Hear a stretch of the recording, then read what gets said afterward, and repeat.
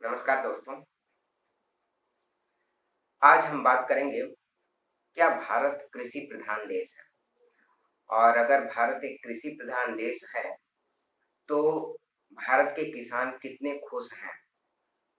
जो वैश्विक खुशहाली सूचकांक आता है, उसमें भारतीय किसानों का स्तर क्या है? हालांकि पूरे भारत का स्तर उसमें बहुत नीचे रहता है, लेकिन किसानों की स्थिति क्या है? बात करेंगे कि भारत के किसानों के पास औसत कितना पैसा हो सकता है। ठीक है।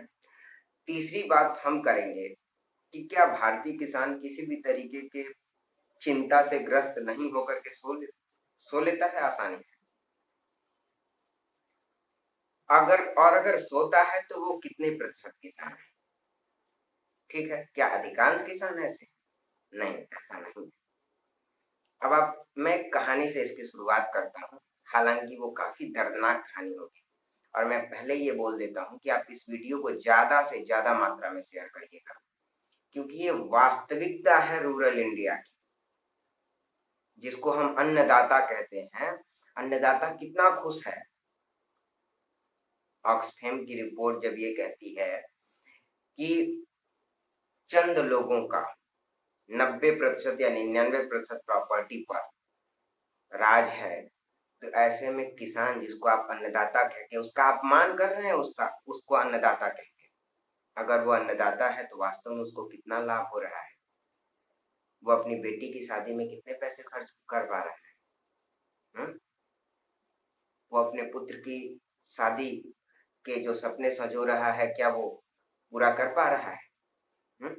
क्या उसके पास इनर वियर खरीदने के पैसे हैं? मैंने कई किसानों को ऐसा देखा है, जो छोटे और मझोले किसान हैं, उनके इनर वियर में छेद हो जाते हैं 10-10। ठीक है, उसके बाद भी वो उसको पहनते हैं, वही रूखा-सूखा खाते हैं। क्या उनको जो डाइट है, वो अच्छी डाइट नहीं चाहिए? क्यों नहीं मिल पाती है? हमारे प्रधानमंत्री का ये सपना है 2022 तक किसानों की आय दुगुनी करने का। आखिर इस दावे में कितनी सच्चाई है? अगर ठीक है, मान लेते हैं किसानों की आय दुगनी हो रही है, पहले 50 रुपए कमा रहे थे, अब 100 रुपए कमा रहे हैं, तो क्या वो महंगाई का जो वर्तमान मापदंड है उस पे टिक पा रही?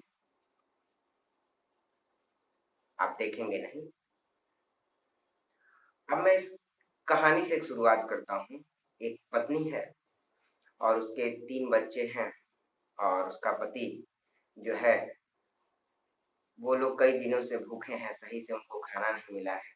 वो अपनी फसल को बेचने के लिए बाजार गया है। बाजार में जब वो जाता है, तो उसकी फसल का उसको उचित मूल्य नहीं मिलता है। ये कहकर कि तुम्हारी फसल का जो है, वो क्वालिटी नहीं है जो क्वालिटी चाहिए।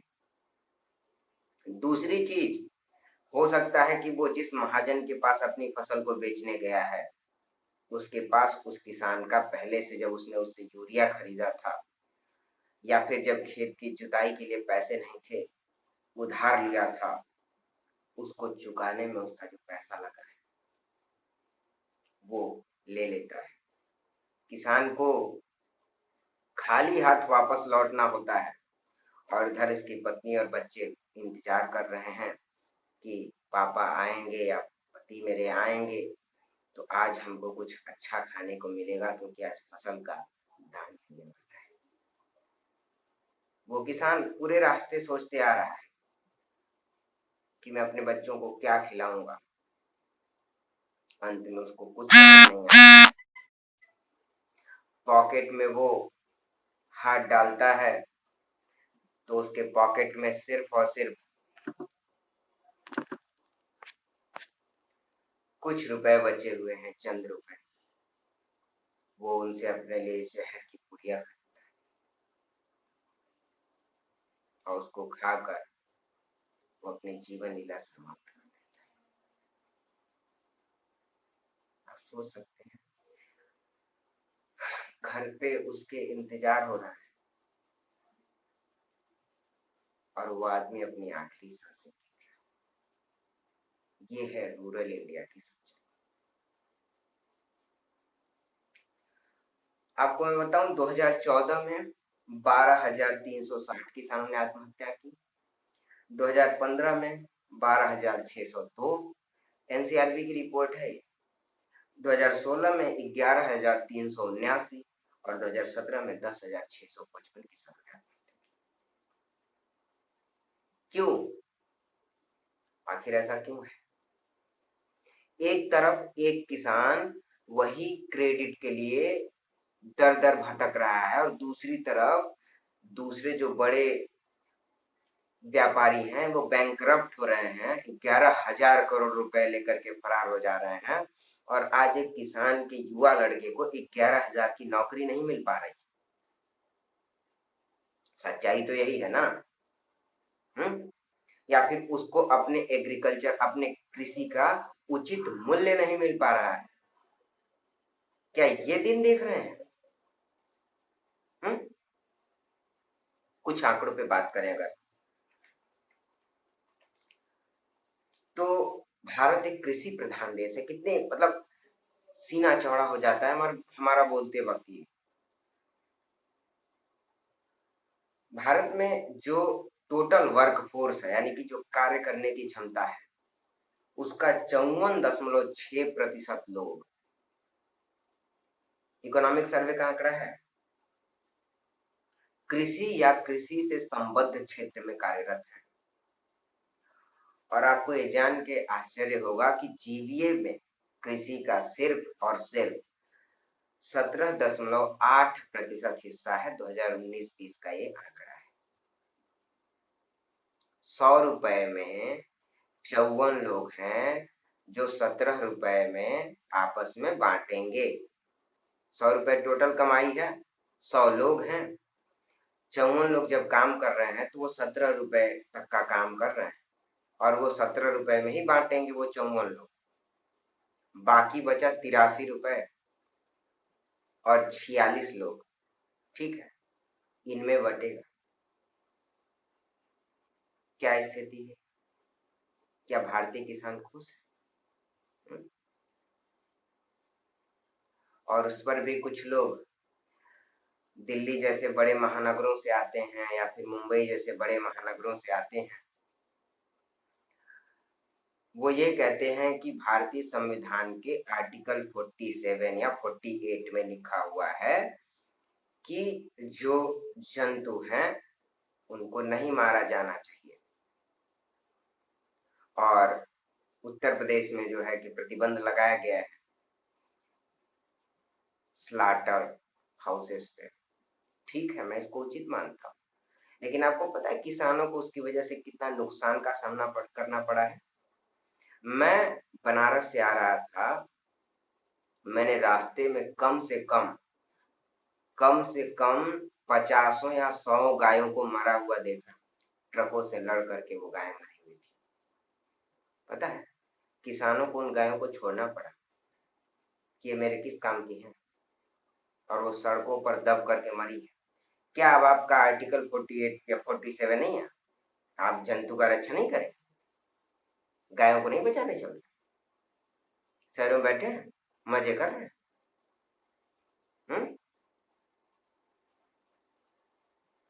गायों की तस्वीर दिखा करके सोशल मीडिया पर लाखों के जो है कि लाइक्स बटोरे जाते हैं कि असली हिंदू हो तो इसको शेयर करो। हम्म क्या तब उस समय आपकी आपकी आपका हिंदुत्व तो मर जाता है जब सड़कों पर गाय लड़ करके ट्रकों से मर रही होती हैं? हम्म भूखों गाय जब टहल रही होती हैं, वो किसान आखिर क्यों छोड़ने को मजबूर है उसको? क्योंकि नियम ऐसे हैं। इसके बाद देखें अगर हम, तो भारत में जो प्रधानमंत्री गरीब कल्याण योजना चली, किसके बाद चली थी प्रधानमंत्री गरीब कल्याण योजना? कोविड के बाद। तो इसमें सोचिए किसानों का, क्योंकि आपको एक चीज और एक आश्चर्य में बताता हूँ कि पिछले 2013 से लेकर 2019 तक जो भारत का टोटल जो जीवीए था या जीडीपी कहें तो वो लगातार ग्रो कर रही थी। तो प्रत्येक वर्ष कृषि सबसे नीचे रहा करती थी, लेकिन कोविड के बाद पता है कृषि ने ही आपको बचाया। लेकिन आज वो कृषक क्या कर रहा है? मोहताज है, अपने कृषि का उचित मूल्य नहीं पा रहा है। हालांकि कुछ नए कानूनों से जरूर कुछ रियायत मिलेगी, और नए कानूनों का विरोध कुछ स्वार्थपरक लोग ही कर रहे हैं, जो बड़े किसान हैं। क्योंकि भारत में तो अधिकांश 85% किसान सीमांत हैं, और सीमांत किसान के पास इतनी क्षमता नहीं है कि वो बैठ करके और सालों साल विरोध करता फिरे। छोटे और सीमांत किसानों के पास इतनी क्षमता नहीं है। मैंने किसान कानूनों पे बात की है, आप एपीएमसी पे बात की है, मैंने एमएसपी पे बात की है, आप उन वीडियोस को इंस्टॉल करके देख सकते हैं।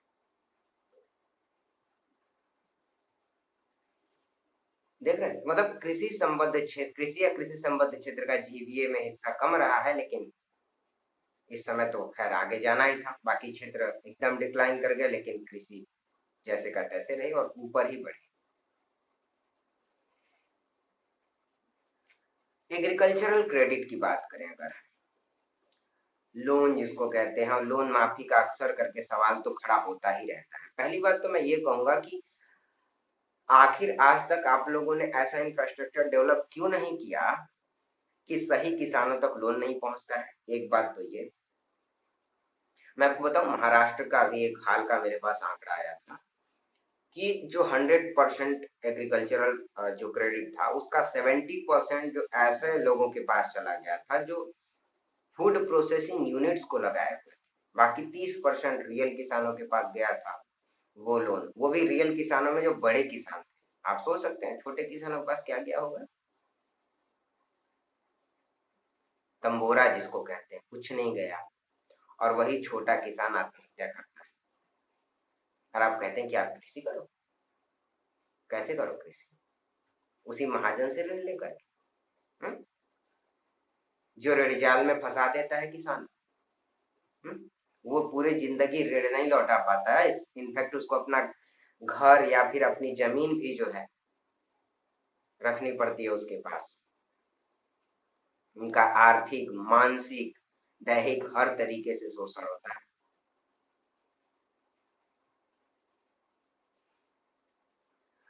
अब क्या है, जो लघु एवं सीमांत किसान है, मैं आपको रियलिटी बताता हूँ कि जो छोटे किसान है वो बैंक जाने से डरते हैं।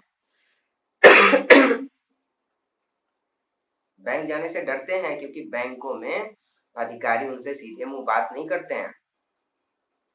अभी मेहुल चौकसी या जो बड़े विजय माल्या टाइप के लोग हैं, नीरव मोदी टाइप के लोग हैं, इनसे तो कोई नहीं डरा होगा उस समय पे। अरे साहब आइए, आपको सीट मिली, मुबारक हो। और किसान जैसे ही पहुंचता है, कहाँ कहाँ घुसे चले आ रहे हैं, है कुछ आपके पास? क्यों लोन दें हम आपको, कैसे दें एग्रीकल्चरल ऋण हम आपको? इस तरीके से बोला जाता है, इस तरीके का व्यवहार होता है उनके साथ। क्योंकि पता है ना कि ये किसान कुछ नहीं कर पाएगा हमारा। हालांकि वहीं पे एक बड़ा किसान आता है जिसका पॉलिटिकल सपोर्ट है, तो उसको अच्छे से क्रेडिट क्रेडिट मिल जाता है। आपको पता है रूरल बैंक उतना लोन नहीं दे पाते हैं जितने कॉमर्शियल बैंक्स ने किसानों को लोन दिए हैं, लेकिन वो बड़े किसानों को मिले हैं, छोटे किसानों को नहीं मिले, जिनको वास्तव में उस क्रेडिट की जरूरत थी। अब एमएसपी की बात करें तो एमएसपी की कहानी मैंने बताई थी, क्या था? कृषि मंडी में फसल बेचा गया, 6 महीने बाद उसका पैसा मिल रहा, तो ठीक है, बड़ा किसान तो ठीक है, उसने अपना पैसा लगा दिया कहीं से। छोटा किसान, उसको तो तुरंत बुआई करनी है, अगली बार यूरिया खरीदना है, और उर्वरक खरीदने हैं, उसको फर्टिलाइजर्स खरीदने हैं, हम्म, रुपाई सुहानी, ये सब चीजें करनी है। कहाँ से देगा वो पैसा? है उसके पास पैसा? नहीं है। आप 6 महीने बाद उसको पैसा देंगे। दूसरी चीज ये कि उसको मंडी तक अपनी फसल ले जाने की कैपेसिटी नहीं है, और 2 क्विंटल धान होगा या 2 क्विंटल गेहूं होगा तो मंडी में कोई खरीदेगा ही नहीं। क्या ऐसा कोई इंफ्रास्ट्रक्चर है जिससे अगर एक छोटे किसानों का एक गांव है, आज तक पूरा मॉडल क्यों नहीं आया कि छोटे किसान भी अपना जो है कि अच्छा फसल उगाएं, और फूड प्रोसेसिंग यूनिट हो, वहीं पर जो है कि किसानों की फसलों को खरीद करके उनका उचित दाम मिल जाए। Hmm? Provide urban amenities in rural area. शहरी व्यवस्थाओं को रूरल एरिया में आज तक क्यों नहीं पहुंचाया गया, ताकि उन लोगों को भी वहां पे जॉब मिल जाए। क्या छोटे छोटे औद्योगिक क्लस्टर नहीं लगाए जा सकते थे? आज तक नहीं लगे। अब आप कहेंगे कि 70 सालों में नहीं हुआ, 7 सालों में क्या होगा। मैं यहाँ पॉलिटिकल बात करने नहीं बैठा, शुरू से ही तो ये सारी चीजें चल रही हैं। हम्म?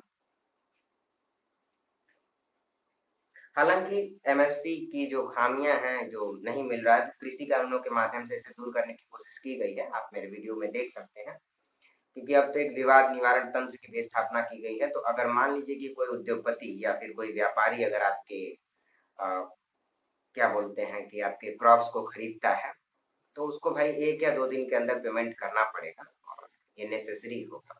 और इलेक्ट्रॉनिक ट्रेडिंग हो गई है, तो आप अपने फसल को कहीं पर भी बेच सकते हैं। स्वतंत्र बाजार है, सिंपल सी बात है। फिर आप एपीएमसी में बेचें, जहां पर आपको अच्छा मूल्य प्राप्त हो। जैसे मान लीजिए कि आप अपनी सरसों को इस समय बेचे, तो सरसों का जो है कि न्यूनतम समर्थन मूल्य शायद 44 रुपए के आसपास है, ठीक है, और मार्केट में 70 के आसपास है। तो कोई न्यूनतम समर्थन मूल्य पे सरसों क्यों बेचेगा, मार्केट में ले जाके बेचेगा। हालांकि यहाँ पर भी छोटा किसान जो होगा, तो वो अपनी सरसों लेके जाएगा, तो अरे ये तो 40 रुपया लाएगा। यही तो स्थिति है। खैर, क्वालिटी चेक ऐसे ही होता है। अब किसानों की आत्महत्या का मैंने डाटा दे ही दिया है आपको, ठीक है। अब यहाँ पर क्या आप इन स्थितियों को देखते हुए कह सकते हैं कि भारत कृषि प्रधान देश है? नहीं, भारत एक कृषक प्रधान देश है। क्यों? क्योंकि कृषि में शामिल लोग ज्यादा है भारत, ठीक है, और उनको उस प्रकार से इनकम नहीं हुई है। स्वामीनाथन कमेटी की एक रिपोर्ट आई थी 2004 में, समिति बनी थी 2006 में रिपोर्ट आई थी।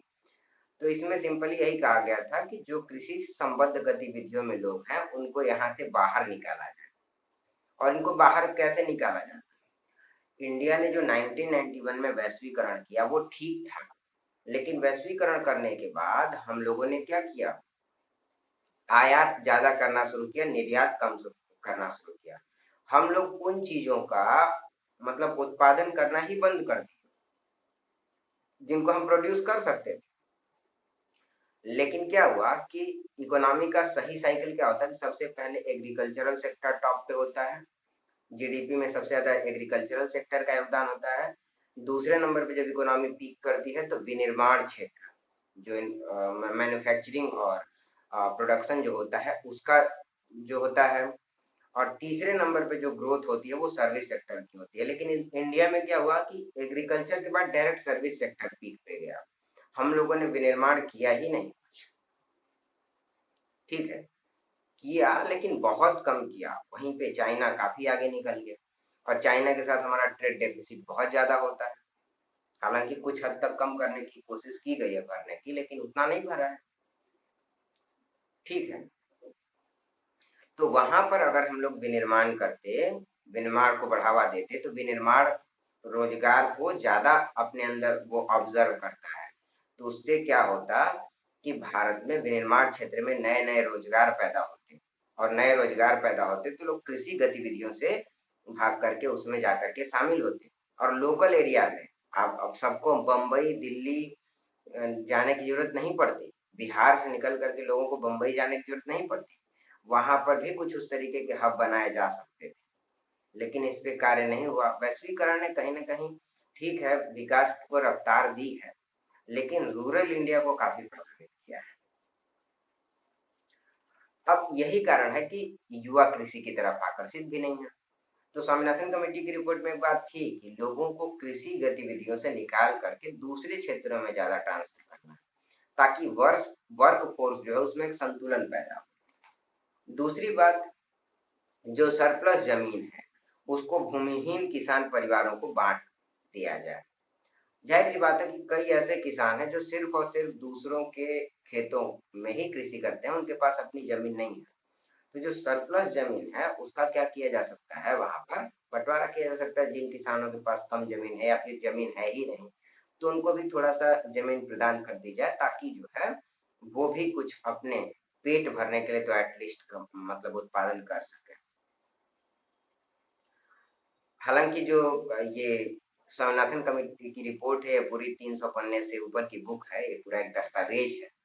अगर आप कहेंगे तो इस दस्तावेज को मैं काफी अच्छे से क्लियर कर दूंगा यहाँ पर, और मतलब 1.5-2 घंटे का वो होगा, मतलब ऐसे ही हम लोग चर्चा ही करेंगे, तो उसमें हो जाएगा। अगर आप लोगों को ये चाहिए तो आप कमेंट कर सकते हैं। पहली बात तो ये कि वीडियो को पूरा देखिए आप लोग, ठीक है,